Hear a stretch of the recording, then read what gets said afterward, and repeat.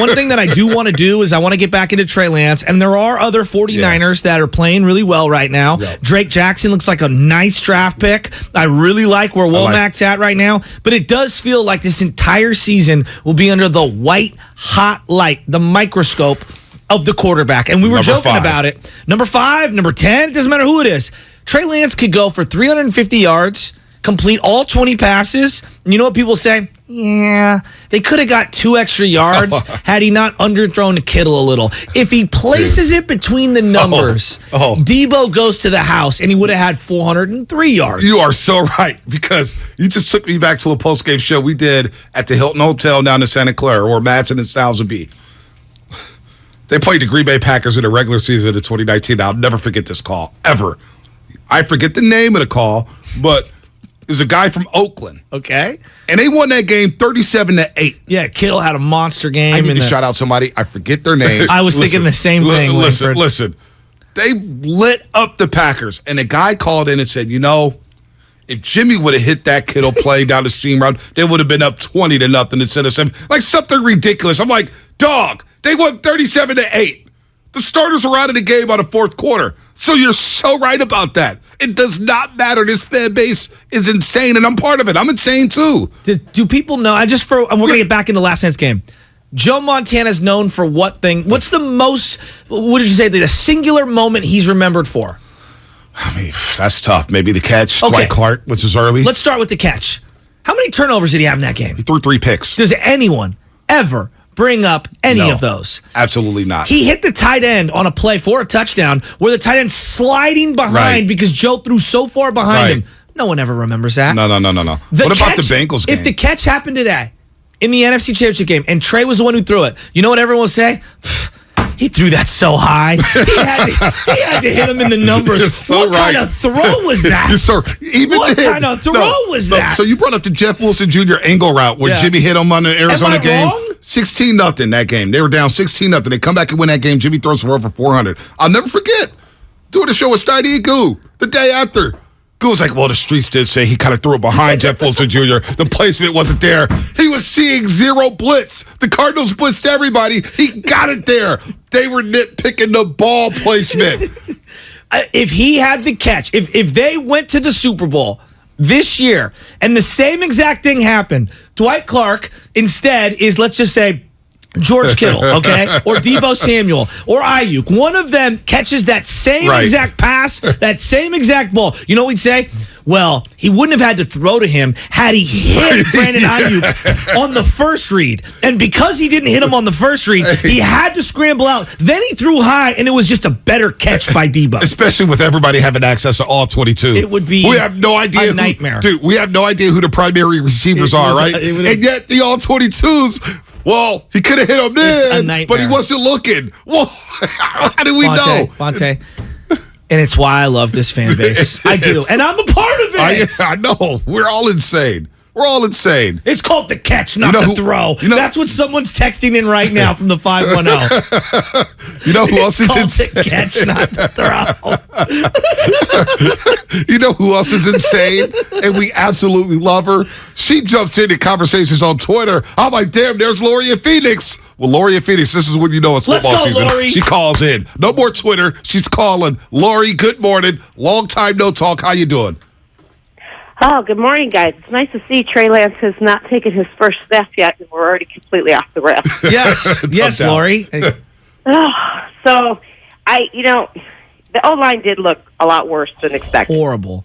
I will say that. That is concerning. But I will take you guys back to, if you guys remember the first game of 2019 when we played Tampa Bay, our offense couldn't get anything going. And if you also remember, we didn't at that time know who, like the wide receivers, the morning show would play wide receiver roulette. Yeah. Because nobody knew. There was no stability there. Richie James caught the first touchdown that game. Yeah, and the defense came up with 2 pick sixes, and they won that game. So let's just remember that things get better as you go along, generally. There's always going to, but this season is definitely going to be, we thought last season was a roller coaster. I think this season's going to be a bigger roller coaster than last season. So people just need to buckle up and calm down, because there's going to be good and there's going to be bad. But, your defense is phenomenal, and they weren't out there last night. No. So, your first two games, you got the Bears, you got the Seahawks. You got Pete Carroll out there taking snaps as quarterback because his quarterback situation is so bad, he's feeling pretty good about himself. Yes. So I'm not too worried about those first two games.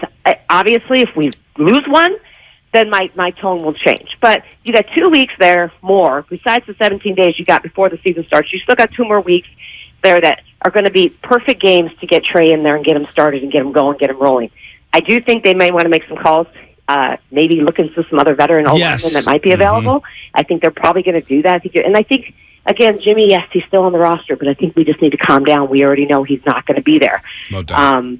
It's going to be okay. I think Trey and Kozimor needs to stay off of Twitter because he's going to drive me crazy this year with all his, every time Trey throws a pass, he's told you guys. So, hey, Lori, Uncle Good Cole's, call, Lori. great call, Lori. Way to set the tone in the 8 o'clock hour. We know Uncle Cole's is off that whiskey out there in Tennessee. Explain to the people that aren't on Twitter, because I missed all of this. It was so refreshing to watch the game, go play softball, turn off the phone, not look at Twitter, and then I get onto Twitter, I'm like, oh my God, everyone watched a different game than me. So I didn't know what was going on.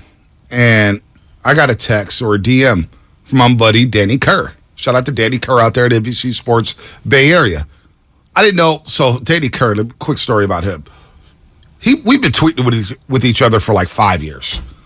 And so my first year in NBC Sports Bay Area doing the Warriors pre- and post-game coverage, I had no idea who he was. And then year 2, I'm like, hey, are you Danny Kerr?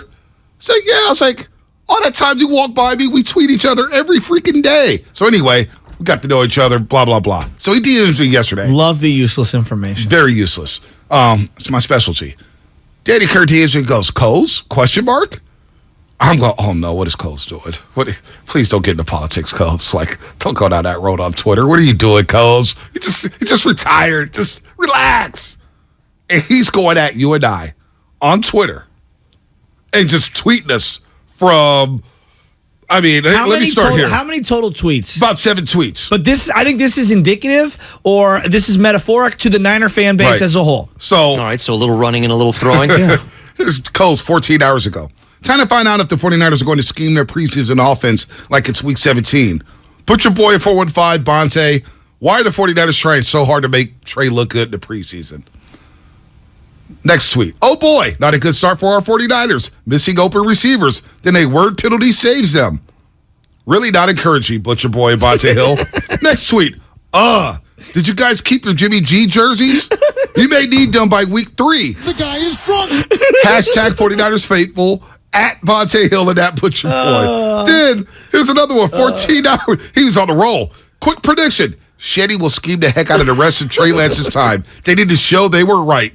Hashtag 49ers at Bonte Hill at Butcher Boy. Wait, so now, mind you. The guy that they drafted number 3 overall, they have to prove he's good. Right. Wow. Yeah. Hell of a take, right? Yeah. Hell of a take. But he's getting no traction on his tweets. Nashville, look out. But people are noticing. They're like, man, Coles is going at you guys hard. I'm like, I had no idea because I guess we don't follow each other, which is weird. Anyway, Kozimor, ouch. Tough night for Terry Lance. He didn't say Trey Lance. He said Terry Lance. This is how you know he was What off is the he, Bill sauce. Parcells? Against one of the 3 worst teams in the NFL. But a great break that he opens against Justin Fields and the rebuilding Bears. Hashtag Bears. At Butcher Boy Bonte Hill. Which quarterback is less ready to be an NFL starter? Hashtag 49ers. Hashtag 49ers faithful. He did 2 hashtag 49er faithfuls. All right?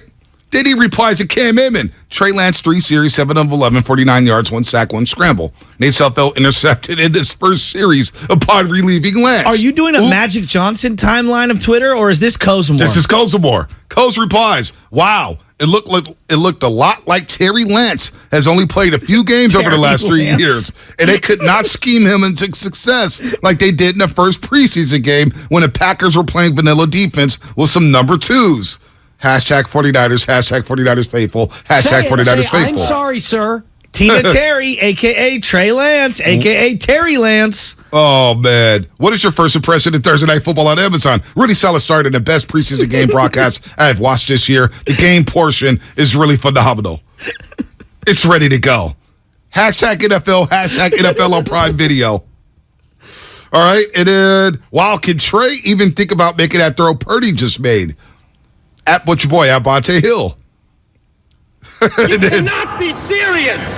And then you got Kyle Madsen. Is Brock Purdy a top NFL quarterback in this game right now? Just kind of trolling everybody. It calls us, hey, just using my 20-plus years of experience working with NFL vets to ask questions and provide insight. You? He is far more impressive than number 5. That's Jim Colsimore. I don't think he's alone, though. I think there's a lot of people in the fan base that are irrationally losing their minds. I'm guilty of it all the time. So it takes one to know one. But at some level, can we all just take a deep breath?